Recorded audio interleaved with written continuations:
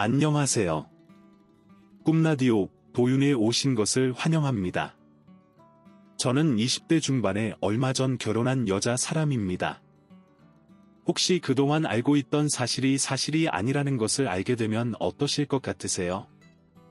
아마도 굉장히 혼란스럽고 모든 걸 부정하고 싶을 것 같지 않으세요?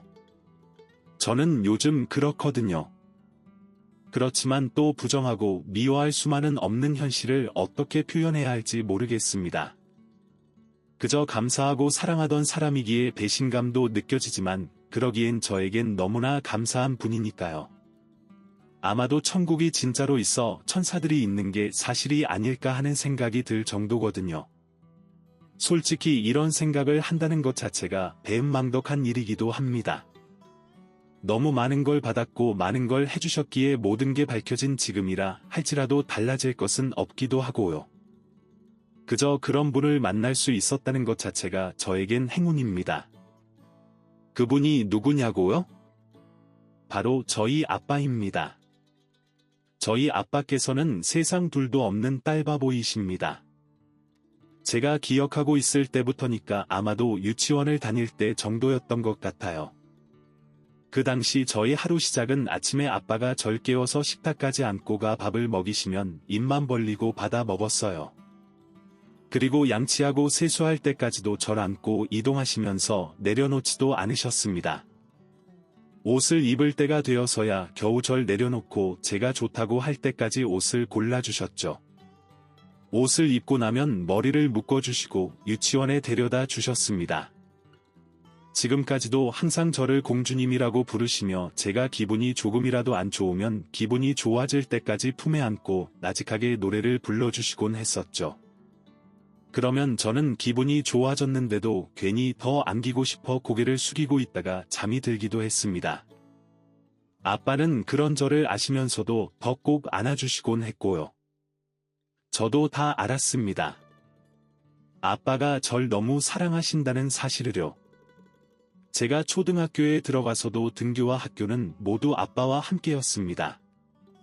아빠가 다른 아빠들에 비해 젊고 미남이셨기 때문에 같은 반 아이들이 진짜 너희 아빠야? 삼촌 아니고?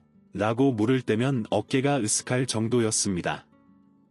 괜히 아이들 앞에서 뽐내고 싶은 마음에 나 이거 사줘 라며 학교 바로 맞은편에 있던 문구점 앞에서 때를 쓸 때면 아빠는 엄마한테는 비밀이야 하면서 제 친구들 것까지 사주시곤 했습니다.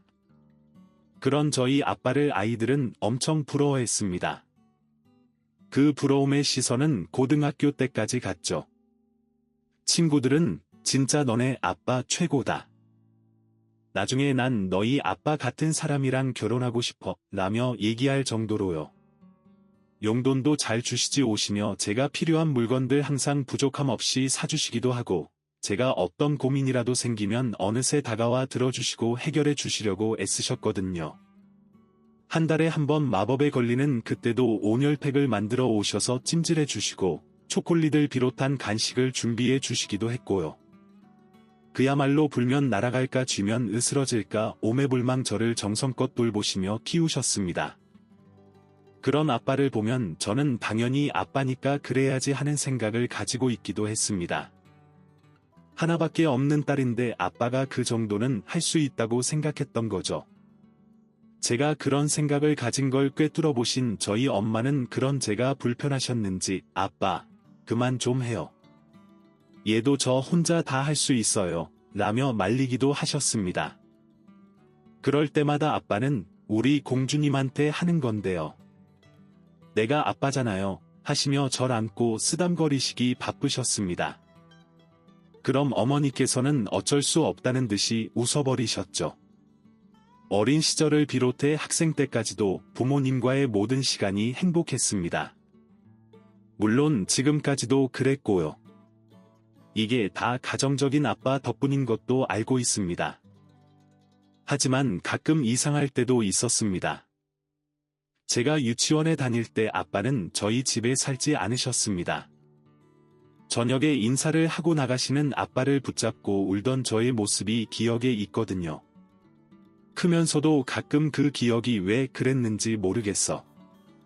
엄마나 아빠에게 물어보면 두 분 다 얼버무리다가 아시곤 하셨습니다. 그리고 외할머니 댁에 가면 할머니 할아버지가 항상 아빠에게 고맙다고 하시며 손을 잡고는 하셨습니다.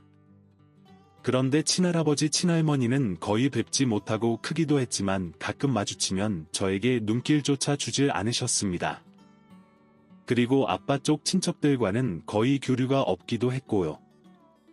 그래서 중학교 때쯤에 혼자 생각해보길 엄마랑 아빠랑 아빠 쪽 부모님이 반대하는 결혼을 해서 그런가 하는 생각도 있었습니다. 그런데 엄마 회사도 좋고 학벌도 좋은데 왜 반대했지 하는 생각에 정말 이유를 모르겠더군요. 내가 모르는 무슨 비밀이 있는 건 분명하다는 생각을 하긴 했었지만 제 생활에 크게 영향을 주지 못한 생각이라 그런지 곧 잊어버리기도 했습니다. 두 분이 워낙 사이가 좋으시고 다정하신 분들이라 그런 골치 아픈 이야기에는 별로 신경 쓰지 않았던 것 같습니다. 눈치채셨겠지만 제가 좀 이기적이고 못되기도 했었거든요. 버릇없고 자기밖에 모르는 그런 외동아이가 저 맞습니다. 자라는 동안에도 가끔 그런 부분을 엄마는 굉장히 나무라시기도 했는데 아빠가 내가 더 잘 이야기할게요. 애 놀라게 왜 화를 내요? 미안해요. 내가 더 살필게요. 라며 말리셔서 결국 끝까지 혼내지 못하셨습니다. 엄마가 그러고 나면 아빠는 엄마가 왜 화가 나셨는지, 제가 그렇게 하는 게 왜 나빠 보일 수 있는지 이야기해 주시며 다음번에 또 그러면 그때는 아빠도 화를 낼 것 같아. 우리 공주 그렇게 하지 않는 연습을 하자면서 여러 상황극으로 제가 어떻게 대처해야 하는지 보여주시곤 했습니다. 마치 교육방송에 나오는 배우들처럼 하시는 아빠를 보며 눈물이 날 때까지 웃으면 기분이 좋아지곤 했었죠. 아빠의 권유로 엄마에게 다가가 잘못했다고 사과를 하면 엄마께서는 벌개진 눈으로 절 안아주시곤 했습니다. 우리 딸 사랑해 라는 말도 함께요. 그러면 또 언제 그랬냐는 듯이 지나가곤 했습니다. 그저 아빠가 너무 가정적이기에 저는 이렇게 사랑받을 수 있다고 자랑스러워하면서 당연하게 생각하고 지냈습니다.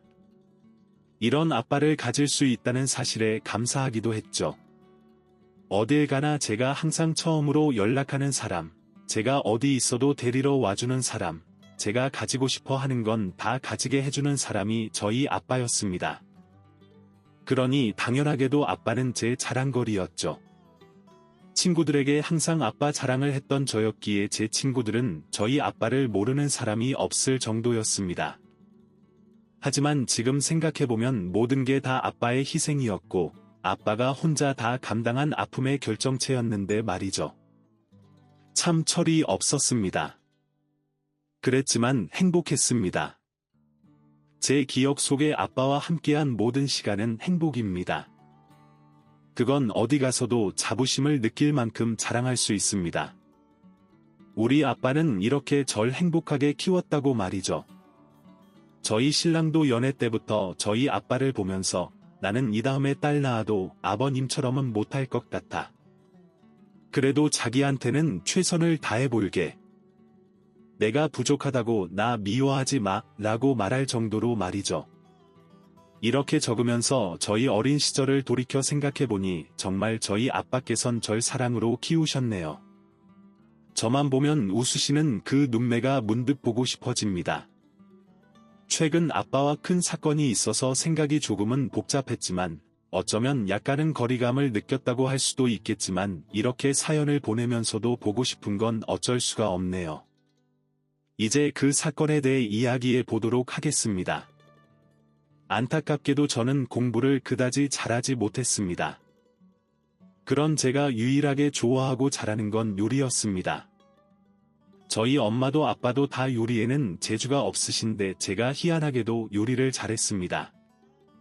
그래서 중학교 때부터 요리학원에 다니며 전문적으로 배우기 시작해 자격증을 하나 둘 따기 시작해 대학도 요리 관련 학과에 진학을 했습니다. 요리 현장은 참 치열합니다. 단 한 번의 실수도 용납되지 않는 곳이기도 하죠. 식사를 하러 오시는 분들에게 최고의 순간을 제공하기 위해 어쩔 수 없기에 최선을 위한 선택의 치열함입니다.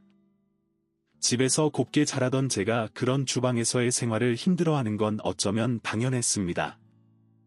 누군가에게 꾸지람을 듣고 작은 실수에도 그만큼의 대가를 치르는 건 정말 견디기 힘들 만큼 괴로운 일이었습니다. 하루에도 12번씩 도망가고 싶은 마음으로 출근을 했습니다. 아직도 그 마음은 변함이 없기는 하지만 꼭 이 분야에서 최고의 여성 셰프가 되고 싶었기 때문에 참고 또 참았습니다.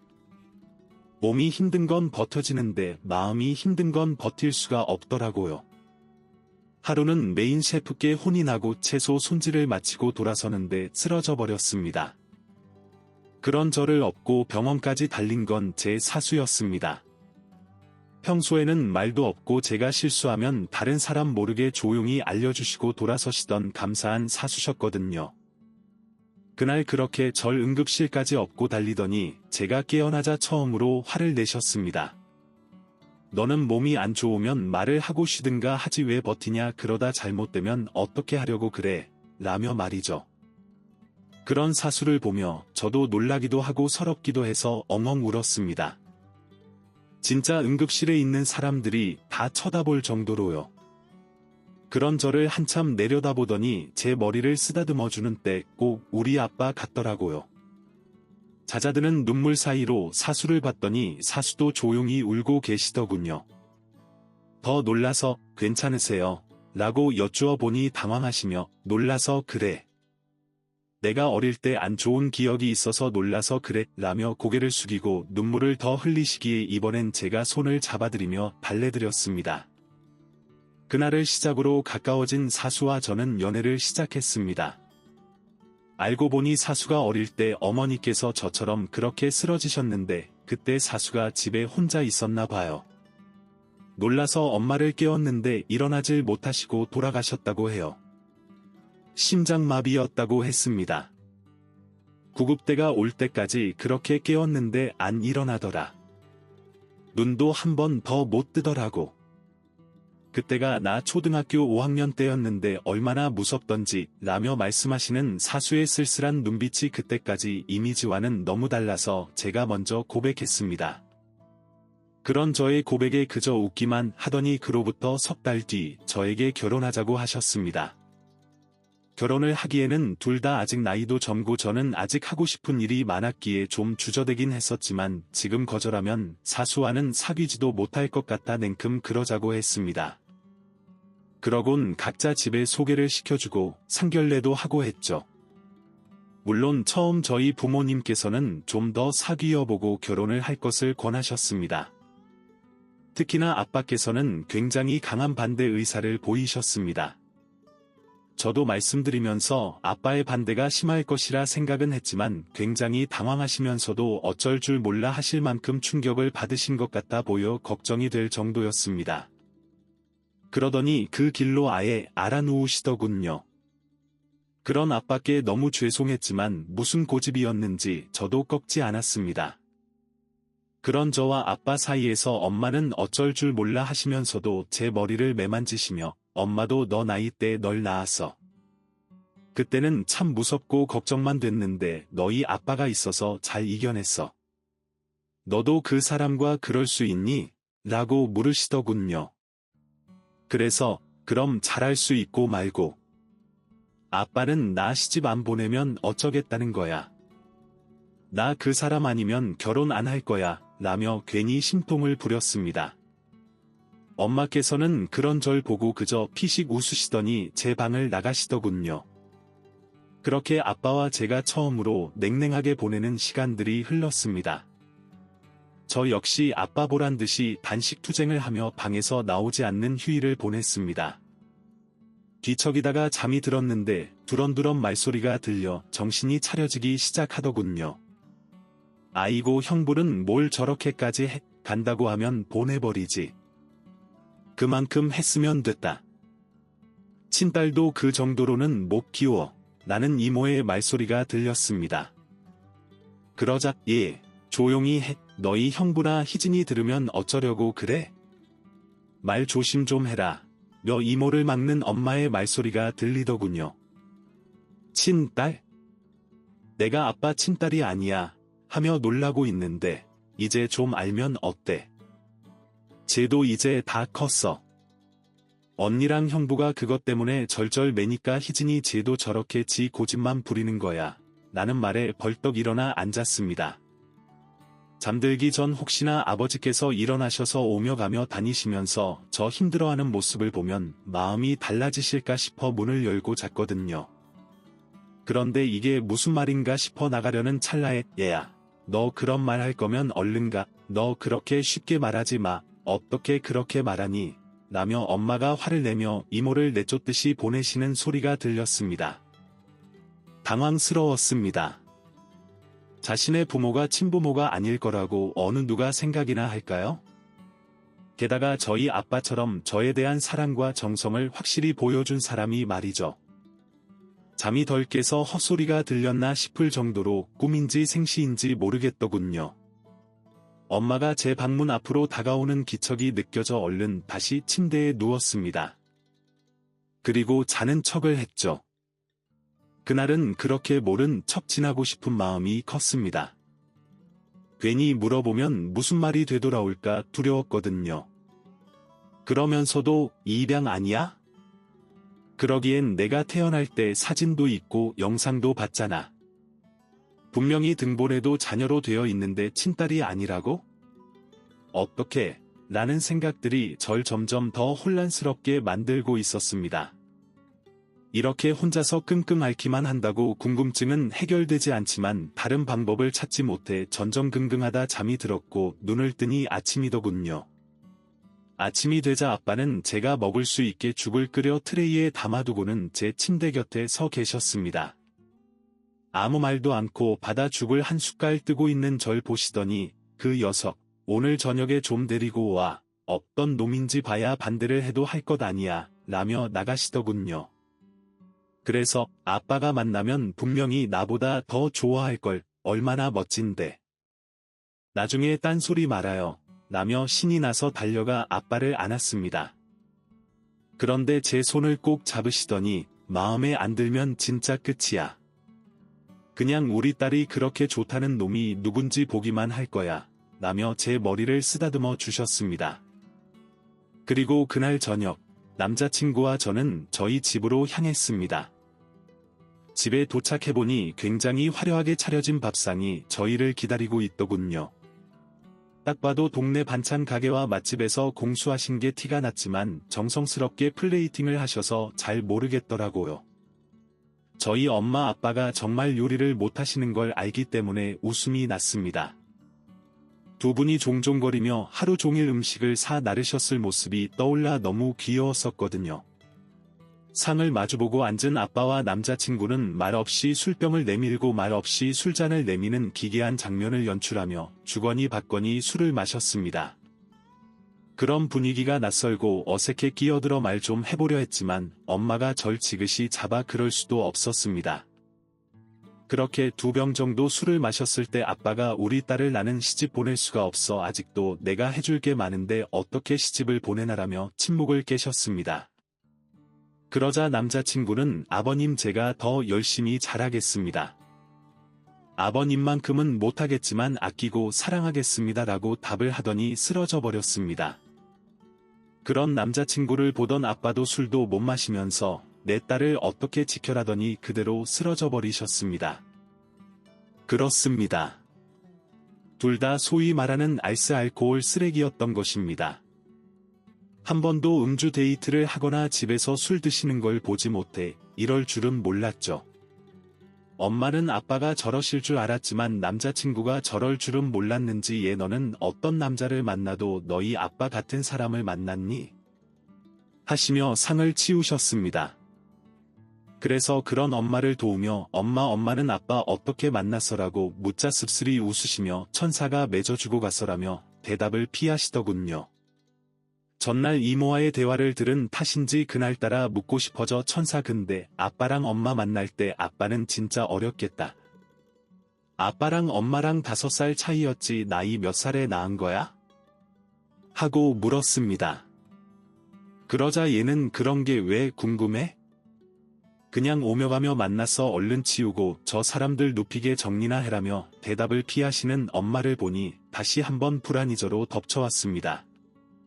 하지만 그 자리에서 더 이상 따지고 물을 수도 없는 노릇이라 그저 얼른 정리하고 거실에 이불을 펴고 아빠와 남자친구를 나란히 눕혔습니다. 그리고 제 방에 누웠는데 잠이 오질 않았습니다. 어릴 적 이상하다고 생각했던 여러 가지 일들이 다시 떠올랐습니다. 아무리 그래도 부모님께 계속 해묻기도 겁이 났습니다. 떠오르는 방법으로는 이모에게 물어보는 것밖에 떠오르지 않았지만 과연 이모도 다 이야기해줄까 싶어 걱정이 되었습니다. 하지만 다른 방법도 떠오르지 않았습니다. 다음 날 아침 일어나 보니 남자친구와 아빠는 나란히 앉아 꿀물을 마시고 있었습니다. 그런 둘을 보자니 웃음이나 깔깔 웃으며 사진 찍어야겠네.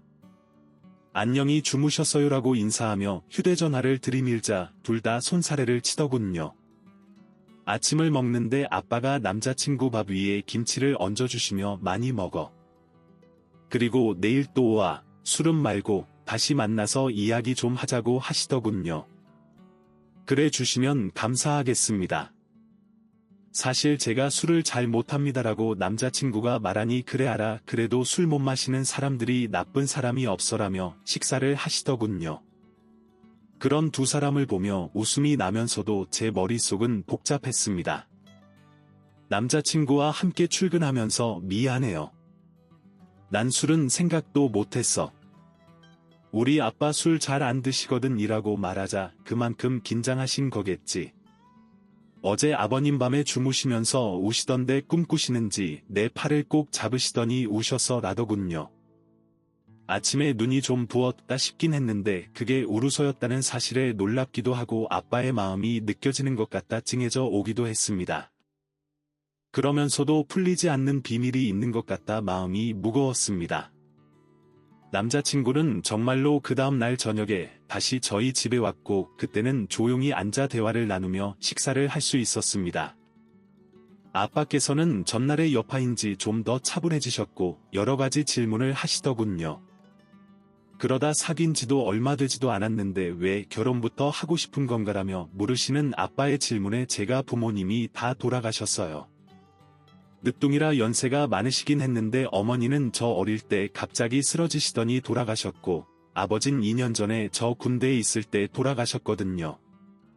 형이랑 누나가 있는데도 외롭긴 하더라고요. 그런데 희진이를 혼자서 좋아하면서 보니까 사랑 많이 받고 잘한 사람이라는 게 티가 나더라고요. 그래서 곁에 있기만 해도 좋았습니다. 그러다 교제를 하게 됐는데 사랑이 이렇게 많은 아이라면 가정을 이루고 더 행복해지고 싶다고 생각했습니다라고 남자친구가 답을 했습니다. 그래 우리가 우리 희진이를 얼마나 사랑하며 키웠는지 아나라더니 아빠께서 우시는 겁니다. 그러시더니 우리 희진이 잘 부탁하네. 그리고 앞으로 우리가 자네를 사랑해 줄 테니 외로워하지 마라며 남자친구의 손을 잡으셨습니다. 그런 아빠를 보며 엄마도 우셨고 저도 눈물이 나 울었습니다. 그러다 이 우리 아빠 이래서 나 시집 보내겠어 우리 이 아파트로 쉬는 집을 구할까라고 했더니 안 그래도 저기 옆동에 너 희진이 명의로 집 해놨어 전세 줬는데 마침 5개월 뒤에 계약 만료라 거기로 들어가면 되라면서 눈물을 닦으시는 아빠를 보고 엄마와 저는 빵 터져 웃고 말았습니다. 남자친구는 저희 부모님이 물려주시고 저도 모으고 해서 그분들 전세 보증금은 제가 드릴 수 있습니다라며 진지하게 이야기하고 있더군요. 그러자 아빠는 요즘 세상에 반반에 그래야지 우리 희진이도 귀도 펴고 우리도 마음이 편해라며 저와는 하지도 않은 상의를 벌써 둘이서 하고 있었습니다. 그렇게 저희의 결혼식은 원활히 준비를 시작했습니다. 한 가지 그날 이모의 입에서 나온 그 이야기에 대해 자꾸 저의 상상력이 붙어 괴로워질 때가 있는 것 빼고는 말이죠. 악몽도 많이 꾸었습니다. 엄마랑 아빠가 이제 넌 내 딸 아니니까 너 알아서 살아라고 냉정히 돌아서는 꿈부터 아무도 제 결혼식에 오지 않는 꿈까지 꾸게 되더라고요. 꿈에서 깨어도 너무 두렵고 서러워서 울다가 다시 잠들기를 반복하다 보니 이대로 이렇게 있을 수는 없는 일이었습니다. 그래서 이모를 찾아가기로 했습니다. 이모는 저희 집과는 멀지 않은 곳에서 혼자 사시면서 네일샵을 운영하시는데 미리 전화로 놀러 가겠다고 말씀을 드리고 놀러 갔습니다. 커피가 맛있기로 소문난 집에서 커피를 사들고 도착하니 임 남자친구도 오는 거 아니었어. 난 또 인사시켜주는 줄 알았네. 이리 앉아봐. 이모가 손톱 정리해줄게. 어차피 다른 건 못하지 하시며 저와 마주보고 앉으셨습니다. 그렇게 이모와 이런 얘기 저런 얘기하며 말을 못 꺼내고 있는데 이모가 너 나한테 할 말 있지 왜 무슨 일이야 편하게 말해 괜찮아 하시더군요. 그래서 굳게 마음 먹고 이모 그때 저희 집에서 제가 친딸이 아니라고 하셨던 말씀 뭐예요? 라고 여쭤봤습니다. 그러자 이모가 그게 무슨 말이야 왜 너가 친딸이 아니야 누가 그래라며 모른 척을 하시더군요. 저 그때 잠에서 깨서 다 들었거든요. 엄마가 화내는 것까지 저 엄마 아빠 딸 아니에요. 찾아보니까 친자식 아니어도 친생자 등록이 가능하다면서요 라고 말하자 이모는 희지나 말이 되는 소리를 해 너희 아빠가 너한테 어떻게 하고 키웠는데 그날 다른 얘기도 하다가 너 빨리 시집 보내라고 하니까 엄마가 화나서 그런 거지. 무슨 소리야 잘못 들었어라며 웃으시더군요. 그제서야 마음이 놓였습니다. 그래서 정말이에요 진짜죠라며 다시 한번 확인하는데 눈물이 나더군요. 그야 너희 엄마 아빠한테는 비밀이다. 괜한 얘기해서 욕먹지 말고 다 큰 애가 무슨 소리 하는 거야 손이나 봐. 색도 칠해주고 싶은데 그건 결혼식 때나 해줄게. 마음에 들어라며 물으시는 이모께 웃어 보였습니다. 그리고 부질없는 시간을 보냈다는 생각에 창피하기도 해 얼른 인사를 하고 집으로 갔습니다. 집에 왔더니 아빠랑 엄마가 오랜만에 드라이브라도 가자며 나가자고 하더군요. 그래서 얼른 따라 나가 차에 올라 한강변을 달리며 야경을 감상했습니다. 그러면서 두 분이 어릴 적 저에 대해 이런 얘기 저런 얘기해 주셨습니다. 기억이 나는 건 맞장구를 치며 듣고 기억이 안 나는 건 신기해하며 들었습니다. 우리 희진이는 그렇게 사랑스럽고 예쁜 아이였어. 아빠는 우리 희진이 아빠인 게 자랑스럽다. 그러니까 결혼해서도 충분히 행복하게 살아 아빠가 도와줄 수 있는 건 여전히 도와줄게라며 말씀하시는 아빠를 뒤에서 안아드렸습니다. 그러고는 우리 엄마 아빠가 내 부모님이라 너무 행복해요. 진짜 나 감사해. 나 잘 살게요 하고 말하며 울어버렸습니다. 며칠 동안 진짜 마음고생했거든요. 그러면서 엄마 아빠가 저희 부모님이라는 게 얼마나 감사할 일인지 깨닫는 기회가 되기도 했고요. 그렇게 저의 결혼 준비는 막힘없이 진행되었습니다. 남자친구 형님과 누님은 저를 보자마자 우리 아기보다 더 아기가 나타났네요 하면서 귀여워해 주시더군요. 그러시면서 우리는 바라는 게 없어요. 그냥 우리 영재랑 잘 살기만 해줘요. 알았지 워낙 늦둥이라 애가 어리광이 있을 거예요. 그래도 잘 상의하면서 살아봐요라고 말씀하셨습니다. 주변에 결혼 사실을 알리며 청첩장을 돌리자 깜짝 놀라더군요. 저희 정말 티 안 나게 연애하느라 힘들었습니다. 그래도 눈치도 못 챘다며 다들 정말 놀라셨습니다. 한 여자 동기는 울면서 달려나가기도 하더군요. 그래서 더 놀란 사람들도 있었습니다. 저도 놀라기도 했고요.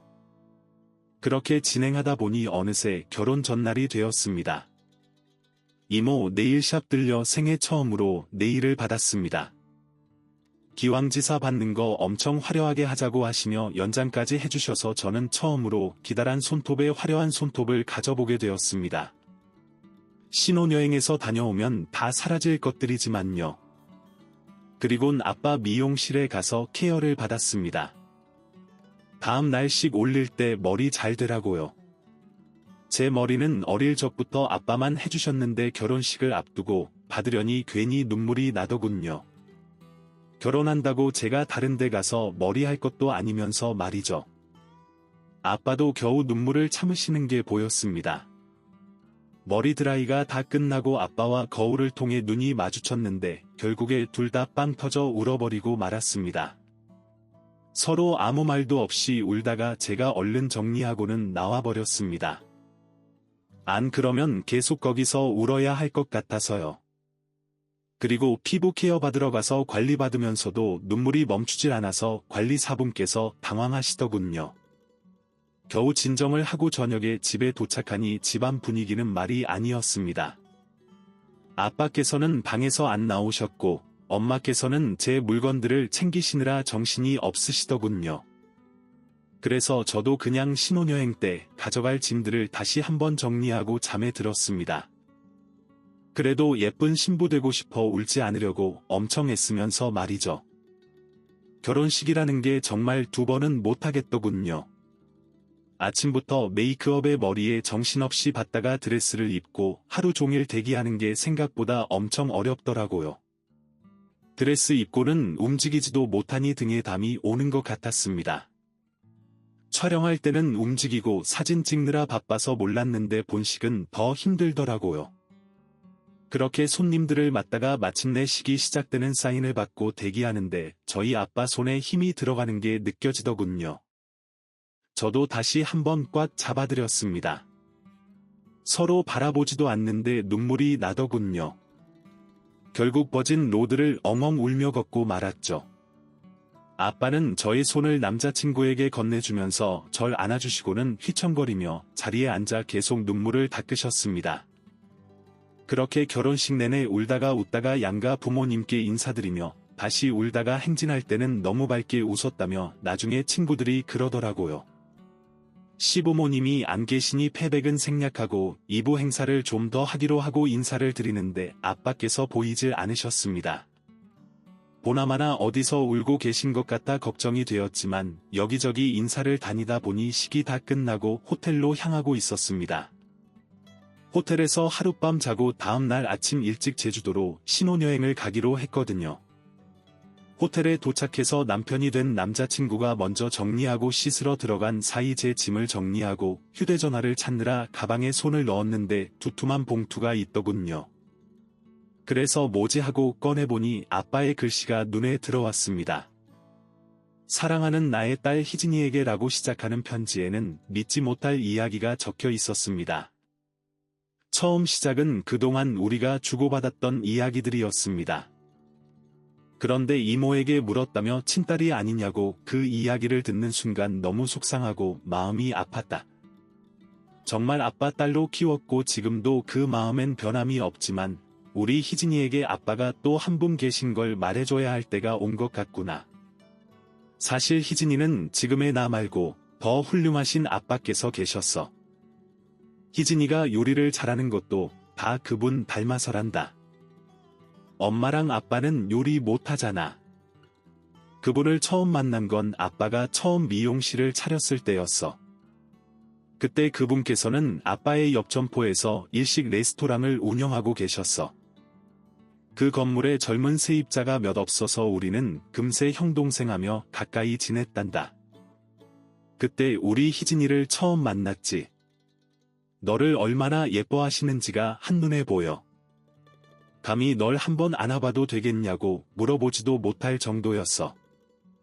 그렇게 우리는 삼촌이라는 이름으로 인사하며 종종 만나곤 했어.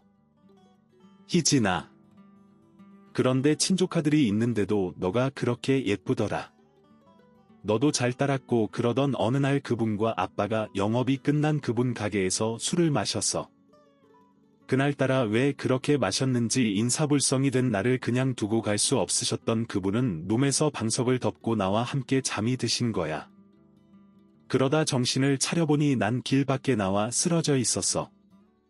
마지막으로 본 그분의 모습은 날 밀어내시는 모습이셨지. 그리곤 폭발음과 함께 난 다시 기억을 잃었어. 나중에 알고 보니 우리가 잠이 든 사이 옆 고깃집에서 술을 만들다 불이 났었다. 그 불이 그분 가게에 옮겨 붙은 거지. 하필이면 우리가 불난 쪽이랑 가까운 곳에서 자고 있었나 봐. 자다가 불 냄새에 놀라 일어난 그분께서는 정신을 못 차리는 날 힘들게 밖으로 먼저 내보내신 거야. 그리고 내가 정신을 차렸을 때 폭발이 나며 불길이 더 커졌고 나오지 못하신 그분은 거기서 돌아가셨지. 죄책감이 컸다. 그분 장례식에도 못 가고 울기만 하면서 폐인으로 지냈어. 진짜 죄책감에 죽고 싶었어. 그러다 문득 희진이가 생각나더라. 그래서 가본 적이 있는 그분 집으로 갔어. 엄마가 엄청 화를 내더라. 우리 남편 살려내라면서 당연히 그럴 수 있지. 내가 조금만 정신을 빨리 차렸다면 그분은 그렇게 돌아가지 않으셨을 테니까 그저 맞고만 있었어. 놀란 희진이는 울다가 내 손을 잡더니 아빠라고 불러주더구나. 그래서 매일 찾아갔어. 엄마는 볼 때마다 싫어했지만 희진이는 아빠를 보며 웃어줬어. 그래서 희진이랑 놀고 희진이랑 밥 먹고 하면서 사라지더라고. 그래서 이 아이의 아빠로 살아야겠다 결심했어. 엄마에게 미친 놈 소리 들으면서 졸랐어. 아이 아빠로 살게 해달라고 애원했지. 그러길 2년쯤 됐을까? 희진이는 아빠 왜 안 자고 가라고 묻더라. 그러자 엄마가 서서히 마음의 문을 열어줬어. 그래서 같은 집에 살게 됐지. 엄마 아빠는 희진이 때문에 부부가 되기로 했어. 그렇지만 한 번도 후회해본 적은 없었어. 희진이 아빠일 수만 있으면 그분이 해주지 못한 거. 아니 더 잘하셨을 걸 하면서 행복했거든. 나중에 하늘나라에서 그분을 만나면 희진이 잘 키웠다고 조금이라도 용서를 받고 싶기도 했고, 그래서 나름 최선을 다해서 희진이를 키웠어. 하지만 끝까지 그분 이야기는 하고 싶지 않았어. 희진이 너가 힘들 수 있을 것 같아서 아니면 혼란스러울 수도 있을 것 같아서 엄마랑도 그렇게 약속했는데, 이렇게 너의 결혼식을 앞두고 생각해보니 그분 이야기를 안 해주는 것도 죄를 짓는 거더라고. 하늘나라에서 그분께서 널 행복하게 지켜주시다가 혹시 노여워하실 것만 같아서 이제는 말해줘야겠다고 생각이 들었단다. 희진아. 그렇다고 우리가 달라지는 건 아무것도 없어. 그저 그분의 존재만 알게 된 거지. 진짜 아빠에겐 일생의 은인이시고 희진이의 또 다른 아빠께서 계시다는 것 말고는 희진이와 아빠는 지금까지 했던 것처럼 지내면 돼. 물론 희진이가 혼란스러울 거야. 마음의 정리가 될 때까지 기다릴게. 물론 희진이가 더 이상 아빠가 필요 없다고 한다면 아빠는 그저 멀리서 널 바라보는 수밖에 없어. 그래도 희진아 아빠는 희진이 아빠여서 너무 행복하다. 감사하고 잘 자라줘서 고맙다. 신혼여행 잘 다녀오고 다녀와서 우리 다시 이야기하자. 사랑한다. 우리 딸이라고 편지는 마무리가 되었습니다. 순간 머릿속이 뒤죽박죽 혼란스러웠습니다. 남편이 샤워를 마치고 나오는 소리에 얼른 편지를 다시 가방에 넣었습니다. 그리고 샤워를 하며 머릿속을 정리하려고 애썼습니다. 그리고 생각은 이내 정리가 되었습니다. 신혼여행에서 돌아와서는 아빠에게 바로 달려갔습니다. 따져보면 20년이 넘는 시간을 절 위해 그렇게 사신 분인데 그런 일이 있었다. 한들 변할 건 아무것도 없었습니다. 정말로요? 정말 사랑하고 존경하는 아빠인데 뭐가 그리 복잡할 이유도 없었습니다. 그리고 감사해요라는 말을 하며 있는 힘껏 안아드렸습니다. 그리고 사랑해요. 아빠 난 정말 행운아예요 라며 말했습니다. 이해해줘서 고맙다. 희진아 아빠 이해는 무슨 아빠가 나랑 우리 엄마 안 지켜줬으면 우린 아마 더 힘들게 살았을 거야. 오히려 아빠가 그런 결정한 게 나는 아빠가 용감한 사람이었다는 생각이 들어요. 아마 날 낳아준 아빠가 아빠를 선물로 세상에 남기고 갔을 거란 생각이 들어요. 아빠도 내 진짜 아빠야. 아빠 충분히 자격 있어. 우리 앞으로 더 힘내서 오래오래 함께 같이 즐겁게 살아요. 꼭 아는 아빠의 어깨가 살짝살짝 들썩였습니다. 그날 아빠와 저는 서로 끌어안고 얼마나 울었는지 모릅니다. 그리고 우리는 그전보다 더 끈끈한 부녀지간이 되었습니다. 이 사연을 아빠가 듣는다면 항상 사랑한다고 지금까지 그래왔고 지금도 그러하고 앞으로도 변함없이 그럴 것이라고 꼭 전해드리고 싶습니다. 내 자랑스러운 아버지께 지금까지 사연 들어주셔서 감사합니다. 사연이 재밌으셨다면 구독과 좋아요를 눌러주세요. 감사합니다. 안녕히 계세요.